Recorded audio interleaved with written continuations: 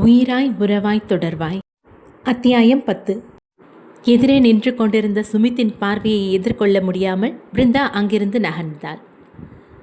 டேய் சுமித், இதுக்கு மேலே இங்கே எதுக்கடா இருக்கணும், வா போலாம் என ராகவன் அழைத்தான். இல்லைடா, பிருந்தா கிட்ட பேசாமல் நான் வரமாட்டேன். இதுக்கு மேலே போய் நீ என்ன பேச போகிற? எனக்கு பதில் வேணும்டா, நான் இதை சும்மா விட மாட்டேன்.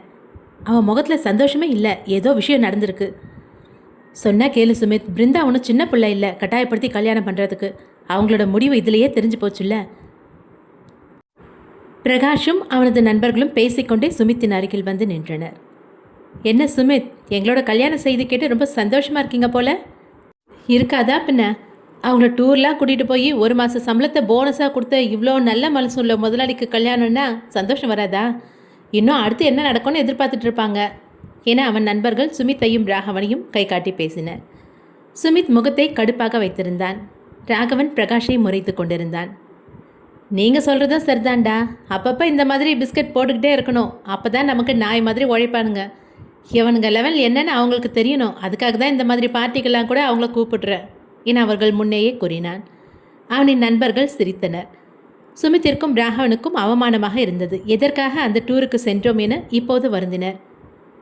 ஆனால் நீ எப்போவுமே லக்கி மேன், உன்னோட வாழ்க்கையே ரொம்ப ஹை லெவலில் தான் அமைஞ்சிருக்கு. உன்னோட அப்பா நம்ம சர்க்கிள்லேயே நம்பர் 1 பிஸ்னஸ் மேன். இப்போ நீ அவரோட பிஸ்னஸ் எடுத்து நடத்திட்டுருக்க. இப்போவும் நீ நம்பர் 1 தான் இருக்க, எல்லாத்துலேயும் நம்பர் 1 இருக்க. உனக்கு பிருந்தா தான் கரெக்ட் சாய்ஸ். பிருந்தாக்கோ நீங்கள் கரெக்ட் சாய்ஸ். போகிற வரவெல்லாம் ஆசைப்பட்டா அப்போ பிருந்தாவுக்கு என்ன மரியாதை? நீ வேறடா, இந்த மாதிரி லோ கிளாஸ் ஆளுங்கள்லாம் எந்த விஷயத்தில் வேணால் ஆசைப்படுவாங்க. நம்ம தகுதிக்கு கரெக்டானலாம் யோசிக்கவே மாட்டாங்க. விட்டா கூட பிறந்த தங்கச்சியவே வச்சு பிஸ்னஸ் பண்ணுவானுங்க. சுமித் கோபத்தில் பிரகாஷின் கோட் காலரை பிடித்து கத்தினான். டேய், உன் மனசில் என்ன நினச்சிட்டு இருக்க? நீ என்ன அவ்வளோ பெரிய ஆளா? உன் அப்பா சொத்து இல்லைன்னா நீ எல்லாம் நடு ரோட்டில் தான் நிற்ப. இங்கே யாரும் நீ போடுற பிஸ்கெட்டை திங்கிறதுக்கு காத்துட்டு இல்லை. உனக்கு என்ன தைரியம் ஏன் காலரையே பிடிக்கிறியா? பிருந்தா முகத்துக்காக தான் உன்னை அடிக்காமல் விடுறேன் என சுமித் விரல் நீட்டினான். சத்தம் கேட்டு அனைவரும் அவர்களை சூழ்ந்தனர். பிருந்தாவும் ஓடி வந்தாள். என்ன பண்ணுறீங்க சுமித், கையெடுங்க. முடியாது பிருந்தா, இவன் பேசின பேச்சுக்கு மன்னிப்பு கேட்டே ஆகணும். நான் மன்னிப்பு கேட்கணுமா? ஆமாண்டா. சுமித், இது ஆஃபீஸ் பார்ட்டி, நம்மளோட பார்ட்னர்ஸ் எல்லாம் இங்கே இருக்காங்க. இப்போ போய் அடிச்சுக்கிறீங்க. நமக்குள்ளேயே அடிச்சுக்கிட்டா நம்ம கம்பெனி டீலை எப்படி அவங்க அக்செப்ட் பண்ணிப்பாங்க? உனக்கு தெரியாது பிருந்தா, இவன் என்னெல்லாம் பேசினா தெரியுமா? அருகில் இருந்த மற்ற பிஸ்னஸ்மென் அவர்களை பார்த்து இலக்காரமாக சிரித்தனர். இதை கவனித்த பிருந்தா கோபமானாள். அவனின் கையை வேகமாக தட்டிவிட்டாள். அவளின் செய்கையில் சற்று அதிர்ந்தான் சுமித். ஜென்டில்மேன் ப்ளீஸ், எல்லாரும் கொஞ்சம் அந்த பக்கமாக வெயிட் பண்ணுறீங்களா என பார்ட்னர்ஸை அனுப்பி வைத்தாள் பிருந்தா. உங்களுக்கு கொஞ்சமாவது சென்ஸ் இருக்கா சுமித்? ஏன் எப்படியெல்லாம் நடந்துக்கிறீங்க? இவங்க லெவல் இதுதான் பிருந்தா, எங்கே எப்படி நடந்துக்கணும்னு தெரியாது. பிரகாஷின் பேச்சை கேட்டு பிருந்தா அமைதியாக இருந்தது சுமித்திற்கு வருத்தமாக இருந்தது. நீ மன்னிப்பு கேட்காம உன்னை விட போகிறதில்ல என்றான் சுமித். கேட்க முடியாதுடா, என்னடா பண்ணுவேன்? நான் சொன்னதில் என்ன தப்பு இருக்குது? உன் தங்கச்சியை உன் ஃப்ரெண்டு கூட அனுப்பி அதில் வர பணத்தில் தானே வாழ்ந்துட்டுருக்க. அவனை அடிக்க கை ஓங்கினான் சுமித். பிருந்தா தடுத்து சுமித்தின் கையை உதறிவிட்டாள். என்ன பண்ணுறீங்க சுமித்? அவனுக்கு தான் பொறுமை இல்லை, நீங்களுமா?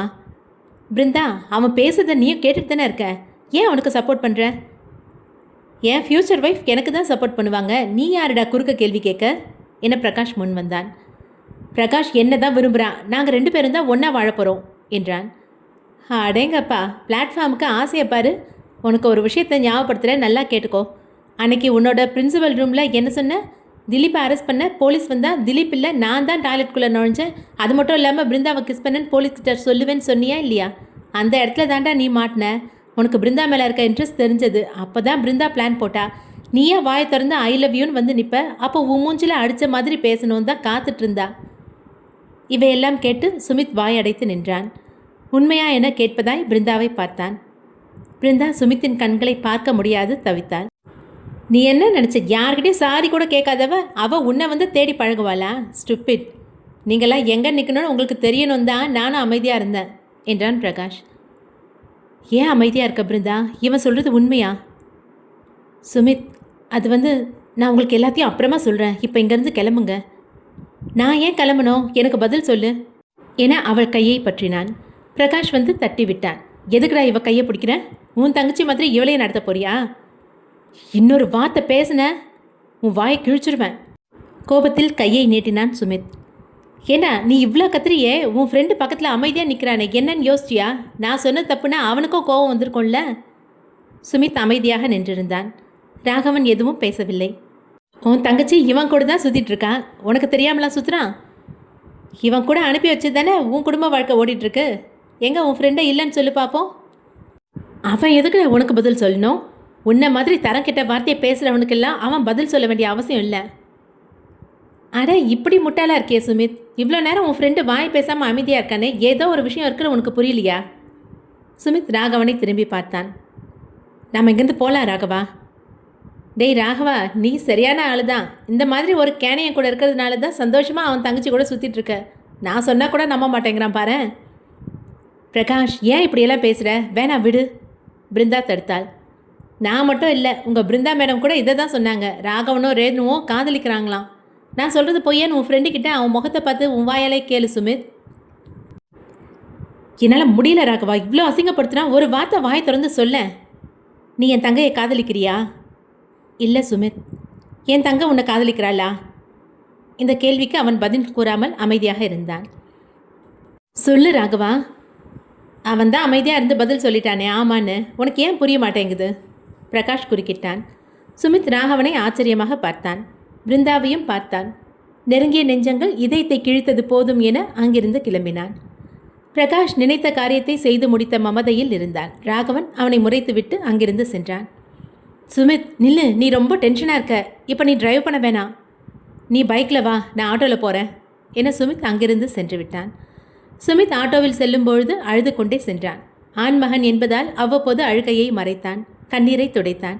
ஆனால் அவனின் நடிப்பை தாண்டி கண்ணீர் வெளியே வந்தது. திடீரென ஒரு கார் வந்து ஆட்டோவை வழிமறித்தது. ஆட்டோக்காரர் இறங்கி திட்டினார். டேய் புதி கெட்டவனே, ஓட்ட தெரியாதவன்ல எதுக்குடா கார் வச்சிருக்க? காரிலிருந்து பிருந்தா வேகமாக இறங்கினாள். அண்ணா ஒரு நிமிஷம், அவர்கிட்ட பேசணும் என ஆட்டோவில் இருந்த சுமித்தை நோக்கினாள். உங்கள் வண்டிக்கு ஏதாவது டேமேஜ் ஆகியிருந்தால் நான் அதுக்கு பணம் கொடுத்துட்றேன், கொஞ்ச நேரம் இருங்கண்ணா. என்ன லவ் மேட்டரா என்றார் ஆட்டோக்காரர். கண்களில் நீர் தேங்கிய வண்ணம் நின்றவள் ஆம் என தலையசைத்தாள். பிருந்தா அருகில் வருவதை கண்டவன், அண்ணா ஆட்டோவை எடுக்கிறீங்களா இல்லையா கத்தினான். லவ்னா பிரச்சனை வரதான் செய்யும் தம்பி, இந்த நேரத்தில் பாப்பா உன்னை தேடி வந்திருக்கு, என்னன்னு தான் கேள என்றார். சுமித் வேகமாக இறங்கி நடக்க ஆரம்பித்தான். ஆட்டோ வேணா அண்ணா என அவர் கையில் 100 ரூபாயை கொடுத்து சென்றான். சுமித் நில்லுங்க ப்ளீஸ். சுமித் நான் சொல்கிறத கேளுங்க. கத்திக்கொண்டே அவனின் கையை பிடித்து நிறுத்தினாள். எற்றி கைய என தட்டிவிட்டான். சுமித் என் பேரை சொல்லாத, உன் வாயால் என் பேரை கேட்க அருவருப்பாக இருக்குது. சுமித் ஏன் இப்படியெல்லாம் பேசுகிறீங்க? வேற நான் என்ன பேசிட்டோம் பிருந்தா மேடம்? உங்கள் உண்மையெல்லாம் எனக்கு தெரிஞ்சிடக்கூடாதுன்னு தான் பார்ட்டிக்கு வர வேணான்னு சொன்னீங்களா? ஐயோ, நான் உங்ககிட்ட எல்லாம் உண்மையும் சொல்லி என் காதலையும் உங்ககிட்ட சொல்லலான்னு தான் காத்துட்ருந்தேன். என்னோடய பிறந்தநாள் அன்றைக்கி முழுக்க நான் என் அப்பா அம்மா சமாதியில் இருந்தேன். இந்த பிரகாஷ் ஒரு பார்ட்டி அரேஞ்ச் பண்ணியிருந்திருக்கான், அதுக்கு உங்களை இன்வைட் பண்ணியிருக்காங்கிற விஷயமே எனக்கு சாயந்தரம் தான் தெரியும். அவனோட நோக்கம் என்னன்னு எனக்கு தெரியும், அதனால தான் பார்ட்டிக்கு வர வேணான்னு சொன்னேன். சரி, என்ன உண்மையை என்கிட்ட சொல்லணும்னு நினச்சேன்? பிளான் போட்டு என் வாயாலேயே உன்னை காதலிக்கிறேன்னு முதல்ல சொல்ல வச்சதா? பிருந்தா தலை குனிந்து கொண்டாள். எனக்கு அப்போவே சந்தேகம் வந்துச்சுடி. அந்த அளவுக்கு விட்டு கொடுத்து போகிறவ இல்லையே, எதுக்காக நமக்காக இறங்கி வரான்னு. நம்ம மேலே வந்த காதலால் இப்படியெல்லாம் நடந்துக்கிறான்னு நினச்சேன். என்னம்மா பாசாங்க பண்ணியிருக்க நீ?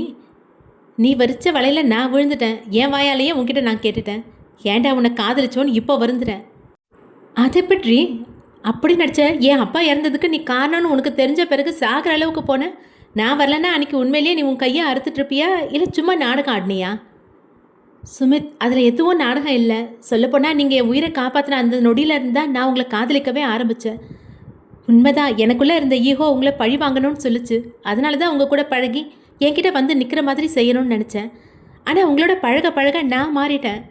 நடுவில் பிரகாஷ் வந்து எனக்கு ப்ரப்போஸ் பண்ணப்போ அந்த சமயத்தில் எனக்கு உங்கள் மேலே எந்த விருப்பமும் ஏற்படலை. அந்த சமயத்தில் யாரும் தெரியாத ஒருத்தன் கணவனாக வர்றதுக்கு நல்ல அடையாளம் தெரிஞ்ச பிரகாஷ் வரலாமேன்னு தோணுச்சு. அவனுக்கு சரின்னு சொல்லிட்டேன். அந்த உரிமையில் தான் மோகன் அங்கிள் எல்லார் முன்னாடியும் கல்யாணத்தை பற்றி சொல்லிட்டாரு. நீ என்னை விரும்பினது உண்மையாக இருந்தால் உன் அங்கிள் கிட்டே போய் சொல்லியிருக்கலாமே. அத்தனை பேர் மத்தியில் நான் போய் சொல்ல முடியாது. சொன்னால் அங்கிள் அசிங்கப்படுவார். சின்ன வயசுலேருந்து என்னை வளர்த்து பார்த்துக்கிட்டாரு. அப்புறமா சொல்லலான்னு ஸ்டேஜ் ஏறினேன். எல்லாத்துக்கும் காரணம் ரெடியாக வச்சுருக்க. ஆனால் நீ நினச்சது நடந்துருச்சு. பிரகாஷ் நினச்ச மாதிரி என்னையும் அசிங்கப்படுத்தியாச்சு. இப்போ எதுக்காக என் பின்னாடி வர? இன்னும் வேற என்ன சாதிக்க நினைக்கிறேன்? சுமித், நான் உங்களை ஏமாற்ற நினச்சது உண்மைதான். ஆனால் நான் உங்களை உண்மையாகவே காதலிக்க ஆரம்பிச்சிட்டேன். அதனால தான் உங்கள் முன்னாடி வந்து மன்னிப்பு கேட்டுட்டு நிற்கிறேன். இப்போ சொன்னியே என்னை ஏமாத்த நினச்சேன்னு. ஆழமான ஒரு வார்த்தையில் உறவு முறிஞ்சு போயிடும் பிருந்தா. எத்தனை முறை மன்னிப்பு கேட்டாலும் அதை ஒன்று சேர்க்க முடியாது. உண்மையிலேயே உன் மேலே நிறைய மரியாதை வச்சுருந்தேன் பிருந்தா. இப்போ நீ என் முன்னாடி வந்து நிற்கிறது கூட வேற ஏதாவது நாடகமாக இருக்குமோன்னு எனக்கு தோணுது. வாழ்க்கை ஆரம்பிக்கிறதுக்கு முன்னாடியே சந்தேகம் வருது. பிரகாஷ் சொன்னதில் தப்பே இல்லை. உன்னோட வசதிக்கு நான்லாம் தகுதி இல்லாத ஆள். என் வாழ்க்கையில் உன்னை இனிமேல் நான் சந்திக்கவும் மாட்டேன், உன் பேரை கூட கேட்க மாட்டேன். பாய். சுமித் நில்லுங்க. சுமித் திரும்பி கூட பார்க்காது வேகமாக நடந்து சென்றான். பிருந்தா நின்று அழுது கொண்டிருந்தாள். செல்லும் அவனையே பார்த்து, உங்ககிட்ட பொய்யா பழக ஆரம்பித்தது உண்மைதான். ஆனால் என் காதலில் இப்போ எந்த பொய்யும் இல்லை.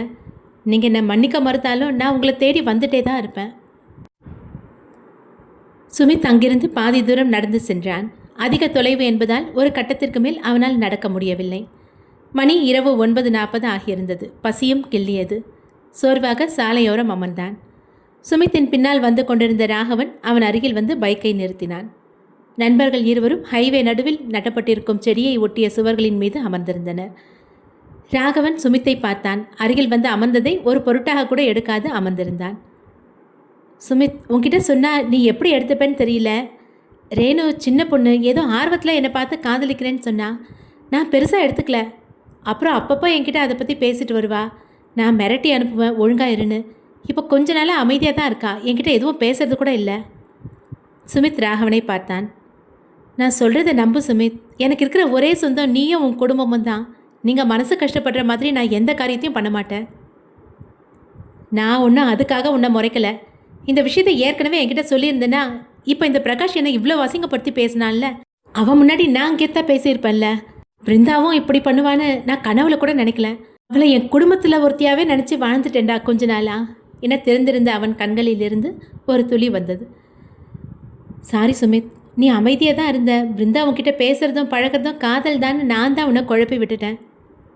விடுடா, நீ சொல்லலைனாலும் அவளே என்ன சொல்ல வச்சிருப்பா. அவளோட பிளானே அதானே. எவ்வளோ முட்டாளாக இருந்திருக்கேன் நான். அந்த பிரகாஷ் என்ன திமிரு அவனுக்கு. பிறக்கும் போதே பணக்காரனாக பிறந்துட்டாங்கிற திமிரு.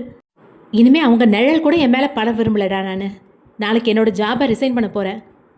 அந்த கம்பெனியில் நீ இல்லைன்னா நானும் இருக்க மாட்டேன். வேறு வேலை பார்த்துக்கலாம் நாம என்றான் ராகவன். வா வீட்டுக்கு போகலாம் என சுமித் எழுந்து நின்றான். இருவரும் அங்கிருந்து பைக்கில் ஏறி வீட்டை அடைந்தனர். வரும் வழியில் பிருந்தா அழுது கொண்டே அங்கேயே நின்றிருந்தாலே வீட்டிற்கு சென்றிருப்பாளா இல்லையா என அவன் மனம் வருந்தியது. பின் புத்தி கெட்டவனே, அவளை பற்றி ஏன் யோசிக்கிறாய் என அவன் மனமே திட்டிக் கொண்டது. ஆனால் அவள் கூறியதில் உண்மை இருக்குமோ, இல்லையில் எதற்கு என் பின்னால் வந்து கெஞ்ச வேண்டும்? இரட்டை எண்ணங்கள் ஓடிக்கொண்டிருந்தது சுமித்துக்கு. ராகவன் சுமித்தை இறக்கிவிட்டு வீட்டிற்கு நகர்ந்தான் பைக்கில். ராகவா நில்லு, அம்மா அழைத்தார். என்னம்மா, ஏதாவது வாங்கிட்டு வரணுமா? இன்னைக்கு இங்கே தங்கிக்கோடா, வா சாப்பிடலாம். வேணாம்மா. அம்மா எதிர்த்த வீட்டை பார்த்தார். பங்கஜம் அம்மாள் எட்டி பார்த்து கொண்டிருந்தார். சுமித் வீட்டினுள் சென்று விட்டான். எப்பொழுதோ. நம்ம குடும்பத்தில் ஒரு முக்கியமான முடிவை எடுக்க போகிறோம், நீ உள்ள வா என அழைத்தார். வந்து கேட்டினுள் பைக்கை நிறுத்திவிட்டு வீட்டிற்கு சென்றான் ராகவன். அங்கே மாமாவும் அவரின் ஒரே மகள் அனிதாவும் அமர்ந்திருந்தனர். வாங்க மாமா. வா அனிதா. சுமித் ஃபோனில் பேசும்போது சொன்னா நீங்கள் வந்திருக்கிறதா. நைட் டைமில் ஏன் தனியாக வரீங்க? கொஞ்சம் முன்னாடியே வந்திருந்தா நான் வந்து பிக்கப் பண்ணி வீட்டில் விட்டுருப்பேன்ல. பரவாயில்லப்பா, நீங்கள் 2 பேரும் இப்போ வேலைக்கு போக ஆரம்பிச்சிட்டிங்க. உங்களை அடிக்கடி தொந்தரவு பண்ணுறது நல்லா இருக்காதுல்ல. என்னென்ன எப்படி சொல்கிறீங்க? நீங்கள் இல்லைன்னா இந்த குடும்பம் எப்போவோ சின்ன பின்னமாகி போயிருக்கோம். உங்களுக்கு இல்லாத உரிமையா? சுமித் எங்க? அவன் தான் எனக்கு முன்னாடியே உள்ளே வந்துட்டானேம்மா. ஆமாம்மா, மாப்பிள்ளை வந்துட்டான். ஆனால் எங்களை கவனிக்கல, வேகமாக ரூமுக்குள்ளே போயிட்டான். என்ன கவனிக்கலையா? சுமித், அம்மா எனக்கு சாப்பாடு வேணாம், நீங்களும் ராகவனும் சாப்பிட்டு தூங்குங்க. சுமித் ஒரு நிமிஷம் வெளியே வாப்பா. என்னம்மா என கத்திக்கொண்டே வெளியே வந்தான். ஹாலில் அமர்ந்திருந்த மாமாவையும் அனிதாவையும் பார்த்து அதிர்ச்சியானான். அப்போதுதான் ஞாபகம் வந்தது, அம்மா ஃபோனில் ஏற்கனவே அவர்கள் வீட்டிற்கு வந்திருப்பதாக அறிவித்தது. ஏண்டா, மாமாவும் அனிதாவும் வந்திருக்காங்க, நீ அவங்கள பார்க்காமலே உள்ளே போயிட்டியாமே. அச்சோ மாமா, மன்னிச்சிருங்க. நான் ஒரு டென்ஷனில் தரையை பார்த்துக்கிட்டே உள்ளே வந்தேன்னா ஹாலில் நீங்கள் இருக்கிறத கவனிக்கல என அருகில் அமர்ந்து அவரின் கையை பிடித்து பேசினான். பரவாயில்ல மாப்பிள்ள, உனக்கு 1000 டென்ஷன் இருக்கும், வேலைன்னா சும்மா வா. அனிதா எப்படி இருக்க? நல்லா இருக்கேன் மாமா, நீங்கள் எப்படி இருக்கீங்க? மனதில் இருக்கும் வருத்தத்தை அவர்களிடம் எப்படி காட்ட முடியும்? நல்லா இருக்கேம்மா என கூறினான். சுமித், மாமாவும் அனிதாவும் இன்னும் சாப்பிடலப்பா. நீ வந்த பிறகு சாப்பிடலான்னு காத்துட்ருக்காங்க. என்னம்மா நீ முன்னாடியே அவங்கள சாப்பிட வச்சுருக்க வேணாமா?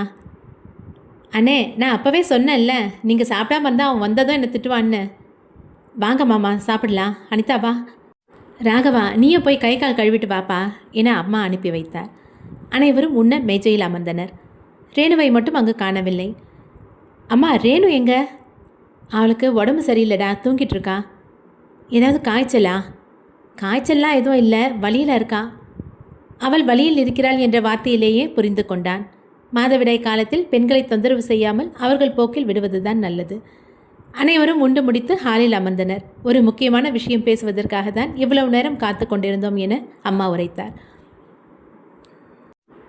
வேணாம்மா, நாளைக்கு காலையில் பேசிக்கலாமே, மணி 10 இந்நேரத்துக்கு எதுக்கு தொந்தரவு பண்ணிக்கிட்டு? வேலையை முடிச்சுட்டு வந்திருக்காங்க. அதெல்லாம் ஒன்றும் இல்லைண்ணா, அவன் எப்பவும் 11 மணிக்கு மேலே தான் தூங்குவான். சுமித், மாத சம்பளத்தில் மாமாவுக்கும் அனிதாவுக்கும் ட்ரெஸ் எடுத்தியே, அதை காமிச்சியா என்றான் ராகவன். இன்னும் இல்லைடா, என் ரூமில் தான் இருக்குது, நான் போய் எடுத்துகிட்டு வரேன் என சுமித் ரூமிற்குள் சென்றான். அம்மாவும் ராகவனும் அவனின் பின்னே சென்றனர். ஆடையை கையில் எடுத்துக்கொண்டு திரும்பினான் சுமித். அம்மா எதிரில் நின்றிருந்தார். என்னம்மா? சுமித், மாமா இப்போ இங்கே இருக்கிறது உன்னோட கல்யாண விஷயத்தை பற்றி பேச. இருவரும் அதிர்ச்சியாக பார்த்தனர். கல்யாண விஷயமா என்றான் ராகவன். ஆமாம், மாமா அனிதாக்கும் உனக்கும் கல்யாணம் பண்ணணும்னு விருப்பப்படுறாரு. என்னம்மா சொல்கிற? அனிதாவை நான் எப்படிம்மா கல்யாணம் பண்ணிக்க முடியும்? ஏண்டா முடியாது? அனிதா உனக்கு மாமா பொண்ணுடா.